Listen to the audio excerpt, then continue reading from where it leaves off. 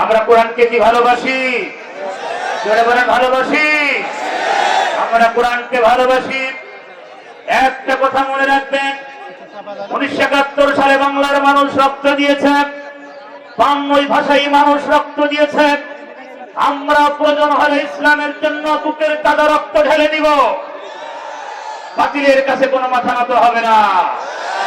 আমার ভাইয়েরা, এই পৃথিবীতে ইসলাম কোন সবরি কলার বিনিময়ে আসে নাই। এই পৃথিবীতে ইসলাম কোন বুট ভাতার বিনিময়ে আসে নাই। এই পৃথিবীতে ইসলাম কোন কাপড় ভাতার বিনিময়ে আসে নাই। এই পৃথিবীতে ইসলাম এসেছে হুদার ময়দানে দমদম মুবারক শহীদের বিনিময়ে। এই পৃথিবীতে ইসলাম এসেছে বদরের প্রান্ত রক্তের বিনিময়ে। এই পৃথিবীতে ইসলাম এসেছে বাংলাদেশের সংগ্রাম ইসলামী আন্দোলনের কর্মের রক্তের বিনিময়ে। জনগণের কথা ঠিক না?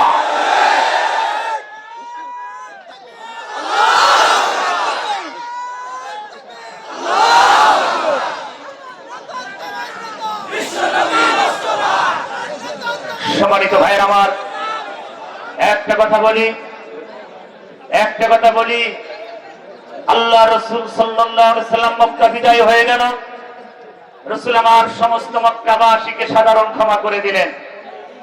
কান দিয়ে শুনি, কথাটা কান দিয়ে শুনি, শিলাইদহবাসী কান দিয়ে শুনি। রসুল মক্কা বিজয় হয়ে গেল, কাফেররা বিভিন্ন জায়গায় পালানো শুরু হয়ে গেল।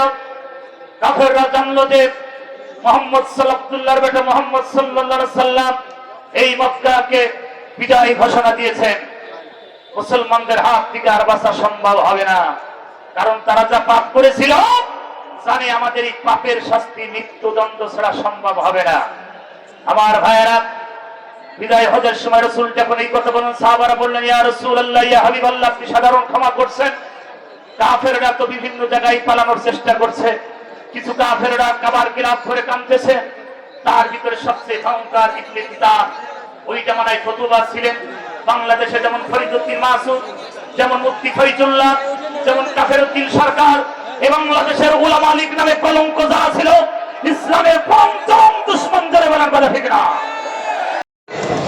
মুক্ত পরিবেশে, মুক্ত জীবনে তোমার কোরআনের কথা শুনতে পাওয়া, বলতে পারা কত বড় নিয়ামত এখন আমরা টের পাচ্ছি।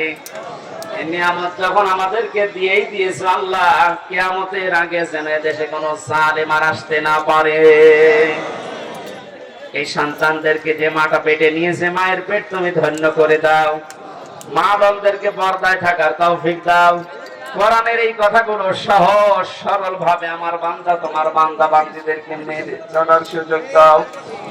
বারাকাল্লাহু লানা ওয়া লাকুম ফিল কোরআনিল আযীম। মরণ আসলেই তুমি আমাদের মুখে বের করে দিও লা ইলাহা ইল্লাল্লাহু মুহাম্মাদুর রাসূলুল্লাহ।